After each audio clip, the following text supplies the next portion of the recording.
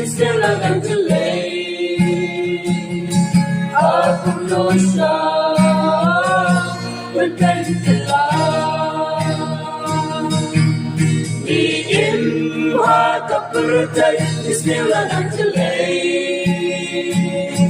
Aku dosa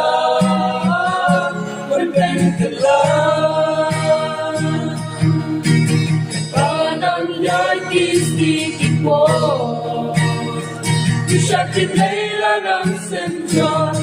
Abalay ka lang ang yaron Mandi po Pero siya tiyasin lang Sempro kasyawan Lawan mangit ng isway Pagwaju cry At cry Tidak beryamin Tuyara patrai Tersyaming ipai Update Jeans new Don't come birthday Linyay netang amin Aflay Kaim lang hata sa lang Taniyo ikalaskan Jingya syuni waya iway Kalakay Pagkanso jingin makalyan Igantin tibatyan Nangay tang jingya kanay Paningalan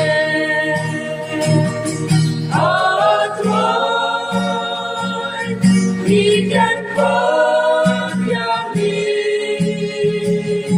Tuyara patray Tersyaming ipay Again Jeans new Don't come birthday Hinyay netang lapit Aglay Jing long jing in the week Jai day hong ban shati Uba got rain got bani Man kasi Pengi party dead and day Mesin luka ngiklen Dapat bisa kong sakten Kising Atrai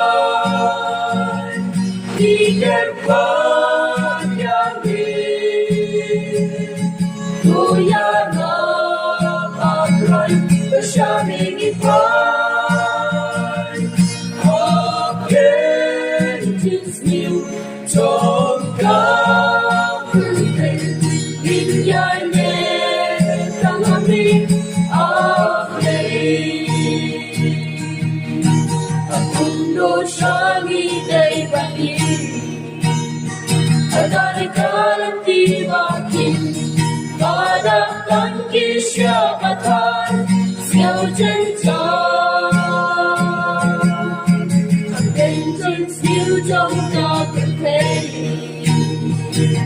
Kenmawan pasyuklay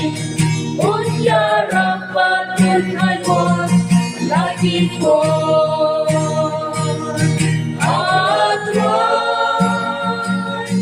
Ikan pagyamin Tuyara patray Tersyaming ipay Again Jeans new Tongkang birthday Hinyay netang amin Aglay Yang